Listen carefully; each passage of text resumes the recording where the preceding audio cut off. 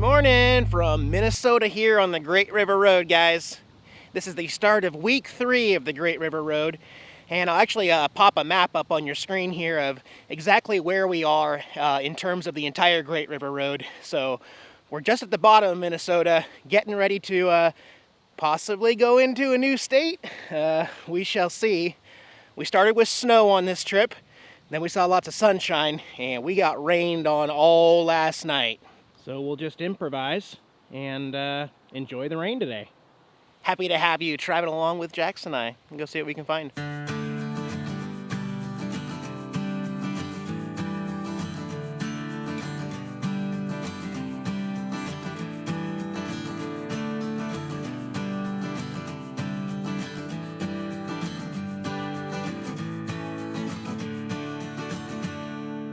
Well, this is exciting. We have officially hit our 3rd state. As we just crossed over this section of the Mississippi River, that puts us in Iowa. I like their sign with the nice black outline there for the Great River Road. I think Iowa gets credit for the best Great River Road signs, and that driftless area scenic byway sounds cool too. Kind of funny that the picture has the autumn colors that we're actually looking at this time of year, so extra bonus. We won't be in Iowa very long, but we'll come back, I promise, I promise. I'll give you one thing, Iowa, you are pretty, even in the rain. But we're gonna cross over the Mississippi one more time and go back to Wisconsin because I wanna find some possibly indoor things to do if it's just gonna pour later. So I'm adapting. That Great River Road map that I have, it shows all of the intersections that you can cross back over. They're all over the place, so like I said, don't worry, I will be back to Iowa. This is so pretty. Wow. Narrow bridge, weight limit. We are okay. Ooh, this is a narrow bridge. Wow. All right, hi Mississippi River. How you doing today? Holy cow.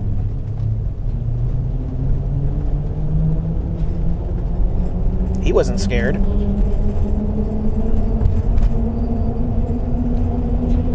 Looks like they may be building a new bridge, though. That's what they're doing. And welcome to Wisconsin. Deja vu, weren't we just here a couple days ago? Little boat landing here for the upper Mississippi River. Doing a lot of fishing down there. Looks pretty flooded. Oh, it's really flooded. Yeah, we did get a lot of rain last night, guys, so, oh yeah, it's way up high. Yeesh. Okay. Swampy. In fact, let's stop and take a look at this. This is creepy. Look how swampy it is in here. I bet the area is just really used to it. Every time the Mississippi River floods, these trees just get completely soaked underwater. So in the spring and summer, they're probably pretty happy, but they've lost almost all of their leaves right now. That's running water down there, and it's got algae forming on it. Wow. Doesn't it look swampy? Wow. That's crazy. It's still swampy on both sides. We're still crossing over to the other Great River Road route. So this is the, 2-mile difference between the Mississippi River. The Mississippi River isn't 2 miles long, but clearly it has many different forms. Actually, yes, it is 2 miles long, because here we go again. How can there be 2 Mississippi rivers? No, there isn't. It's 2 miles wide. That's insane. Wow. Okay, we have finally reached the end of the Mississippi River, and we are going south. And there's our Great River Road logo there off to the right. So, all right, for a little bit here, the Mississippi River is back to our right side.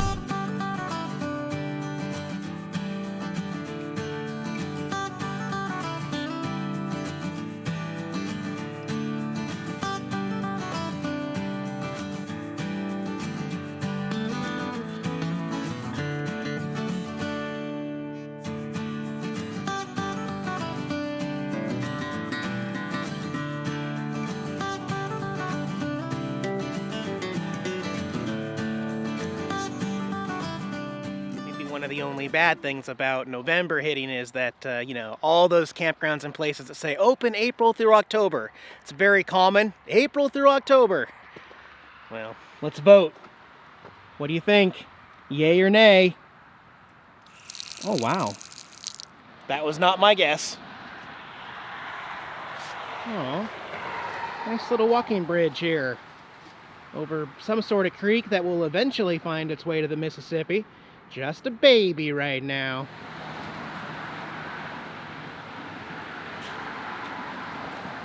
Yeah, so it doesn't say that they close ever. This place might be open all the time. $10 to camp. They got camping passes in there. Use of air conditioners or electric heaters prohibited. Strange. Okay. Actually, the only place I ever saw that was an RV park down in Florida that I paid for. Like $30 for 30 amp and everything, but you couldn't run your air conditioner. I thought that was pretty weird. Well, then what's the point? Anyway, cute park. It says campers only after 11 p.m., so it's free until 11 p.m. Otherwise, $10 to overnight. They do have the water, so I'll at least top off on the way out.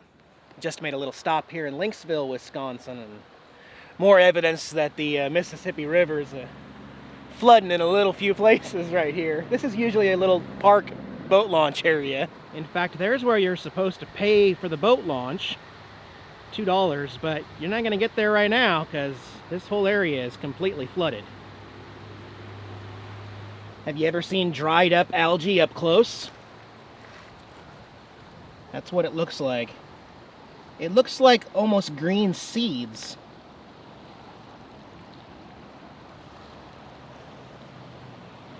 Yummy! And there's the Mississippi River out there.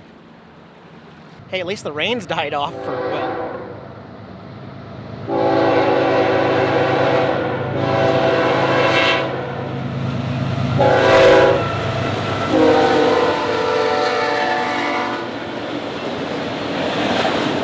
Well then.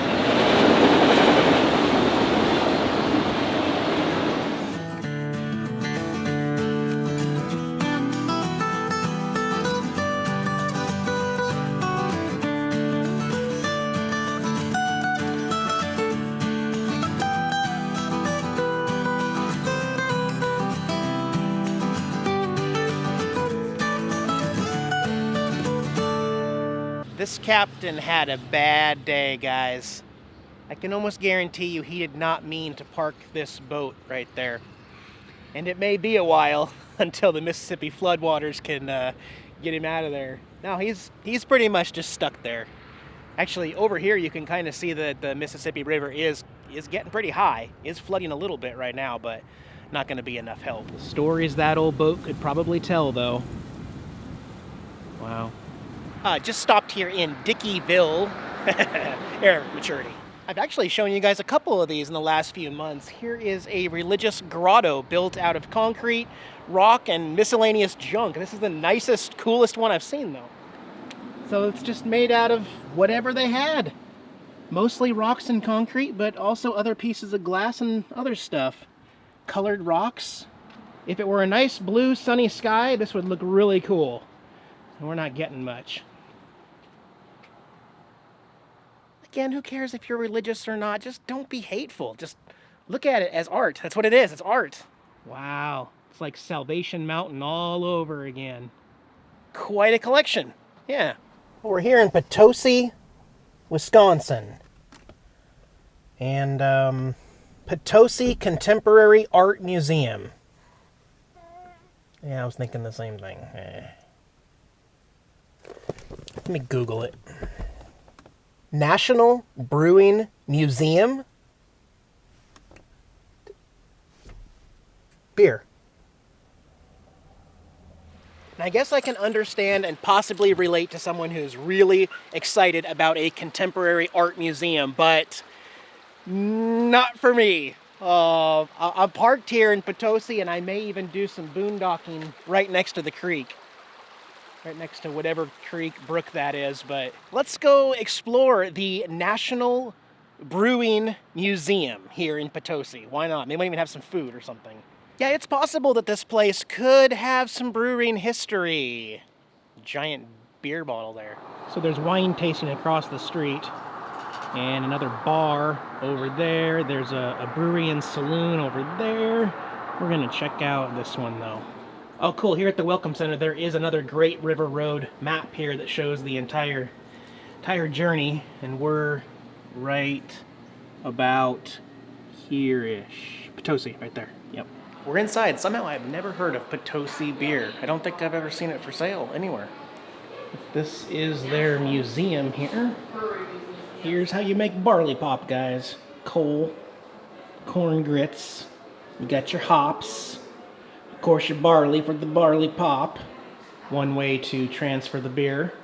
Another way would be the big paddle boat.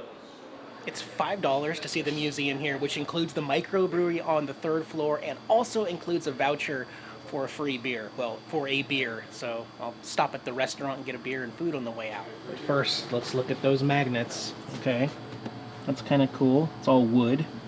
But I also just like the really small Potosi bottle cap there too. This is the cave downstairs. This is the only way that they could chill the beer back when they first started brewing, was to put it in the cave. They are aging some beer in here right now. Pretty neat, huh? You can see those barrels back there. Those are probably what they're aging right now. It's a real cave though. Here we are upstairs in the brew house here. There's the malt hopper there, the mash tun, and there's a brew kettle over there.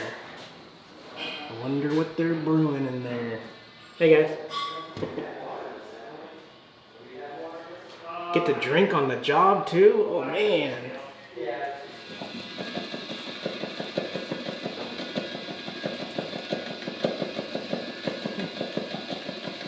Rawr, beer. Schlitz from Milwaukee. Good old PBR got me through my college years before I switched to Rainier, and then now I'm Bud Light, but you know. You'll just have to check this place out for yourself because there's a lot to see in this museum, guys. This is a 1918 bottle filler. Yeah, not quite as efficient as the bottling lines of today, but I'll bet it was really convenient back then to have this. And that's a barrel rinser there. I like the old school tube TV up there. They have the old Schlitz brew house front here. It was on the front of the brew house, just like that.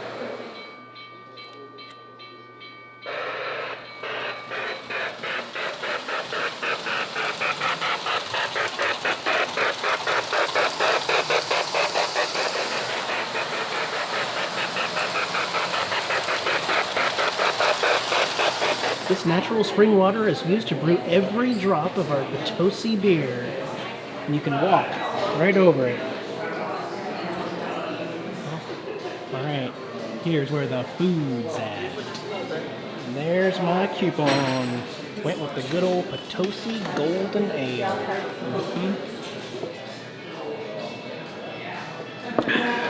Thank you. We'll just forget by the end of the night. It'll be 9 o'clock when they call their classes out.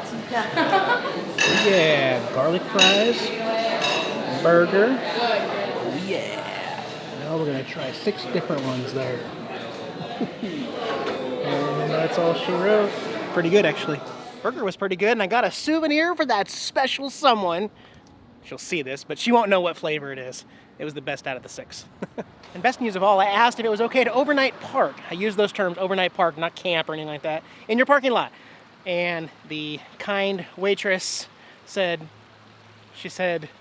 I don't really think we enforce anything, so you're probably okay. So I get a free night parking here by the creek, the brook. Awesome. All right, that'll work. Sorry, buddy, they didn't have any kitty shandy. They were all out of kitty shandy. Sorry, buddy. How you doing? You missed me? Oh, you missed grass? Oh, okay. You want to go swimming? No, doesn't sound very good. It's too cold. Who are you meowing at? Oh, you're meowing at everybody else, not me? Well, that's good. Okay. Oh. Guys, have a great night. Jax and I will see you back on the Great River Road heading south on Wednesday. Good night, guys.